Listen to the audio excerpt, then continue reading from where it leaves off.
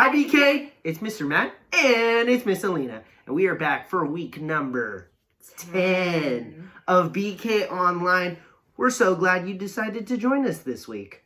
We are in a new section, still learning about the Israelites. However, guess what? All the stuff that we've been learning about the Israelites, all the 40 years of trials and tribulations that they've gone through to get to the promised land, that ends today. Because they get into the promised land. However, they have one small obstacle left. The Jordan River. In today's story, which comes from Joshua 1 through 4, we learn about the Israelites crossing the Jordan River. And guess what? God did it again. He let them pass on dry ground through the river. He stopped the river, stopped the flowing water, and they passed through on dry ground. And then after they passed through on dry ground, God asked them to collect 12 smooth stones and lay them down at the place that they were going to lie that night. And they kept that as a memorial for what God did to get them into Canaan and the Promised Land. We're super excited for you to learn about this story because it is awesome. And because we're in a new section, we have two new things. First new thing, new Bible point. Our new Bible point is, how do we glorify God? We glorify God by loving Him and obeying Him. And, yes, you guessed it, we also have a new Bible verse. Yay! New Bible verse is Deuteronomy 31:8. Miss Alina, take it away. All right, you guys are doing some hand motions. New hand motions. Okay, like Mr. Matt said, our Bible verse is Deuteronomy 31:8. And it goes like this. It is the Lord who goes before you. He will be with you. He will not leave you or forsake you.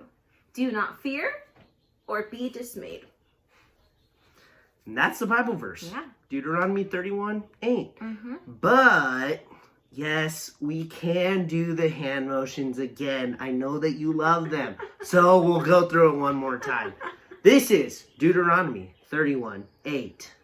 It is the Lord who goes before you. He will be with you.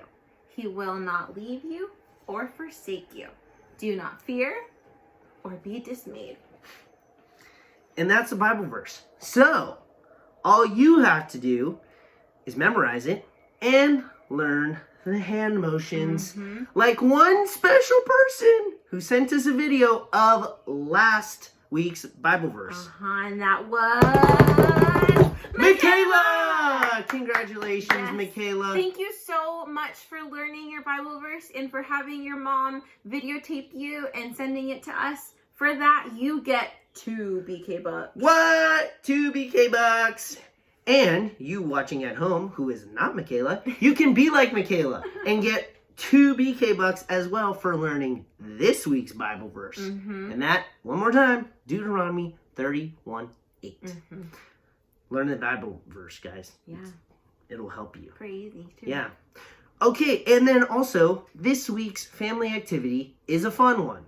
We want you to go on a family walk. Don't forget your masks. Go on a family walk and collect 12 smooth stones, about the size of your palm.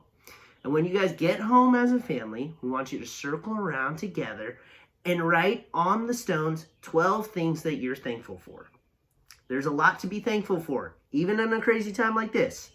And then, as a family, you're going to pray together and thank God for everything that He's given you. Sounds pretty fun, right? Love that. Awesome. Miss Alina, I think you have a very, very, very special announcement about this summer. I do. What is Are you ready? Yes. I know it's been back-to-back special announcements. Crazy. We're getting wild over here. You got BK Bucks last week. This week, you ready for this? I You think gotta lean in close. lean in close. Lean in close. Super secret. What happens in the summertime? A week-long super fun activity Yeah. called VBS! VBS! Vacation, Bible, School. Uh-huh. But This year, we're calling it SBS. Yeah. Staycation Bible School. Duh, because we're inside. Staycation. So, our friends at The Rock are putting on a very special vacation Bible school this summer. Completely online. Completely online. You can do it in the comfort of your own home. In your PJs with some snackies. Yeah. Yes.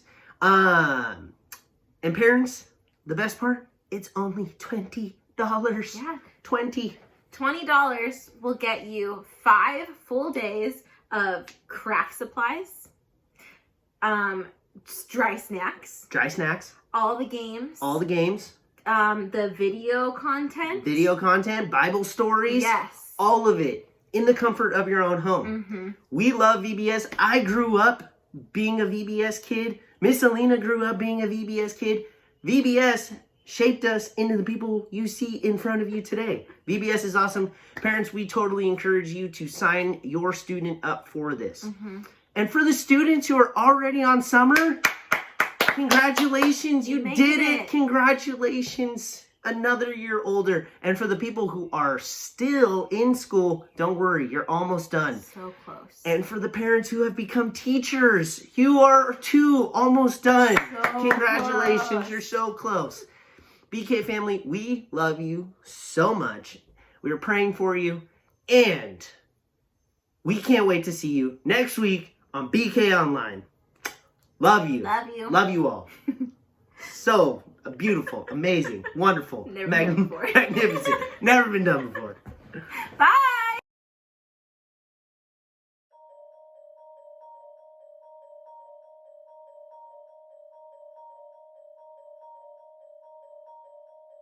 God had promised Abraham that his descendants would live in Canaan. After wandering in the wilderness for 40 years, it was time for the remaining people to enter Canaan. Moses was dead, and God chose Joshua to be the new leader of Israel. God told Joshua, "Be strong and courageous." Now, the only thing keeping the Israelites from the land God promised to them was the Jordan River. The river was deep and wide. The Israelites could never get across on their own, but God was going to help them. God told Joshua and the other leaders what to do. The leaders obeyed God. The priests carried the ark of God ahead of the people to the edge of the river. The ark reminded them that God was with them. The rest of the Israelites followed behind the ark. Joshua said, "Listen, God is going to do something great. When these men carry the ark of God into the river, God will stop the water in the river. Then you will know God is with us." The people watched. The priest carrying the ark took a step into the river. God made the water stop. The priest stood on dry ground in the middle of the river, and all of the Israelites crossed safely on dry ground. God told Joshua, "Tell the people to take 12 stones from the middle of the river where the priests are standing with the ark.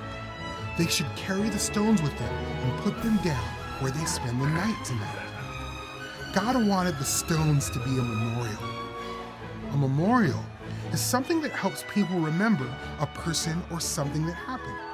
The people would see the stones and remember that God helped them cross the river. In the future, when the children saw the stones and said, "Why are these rocks here?" the people could tell their children that God stopped the water, and everyone would know that God is mighty. The Israelites did exactly what God told them to do. They picked up 12 huge stones and made a memorial. The priests with the ark crossed the river, and the water began to flow again. The river was deep and wide like it had been before. At last, God's people were in the Promised Land. God went ahead of Joshua and the Israelites into the Promised Land. He showed his power to them so they would trust in him. When Jesus came to earth, he showed his power so people would trust in him and be saved from sin.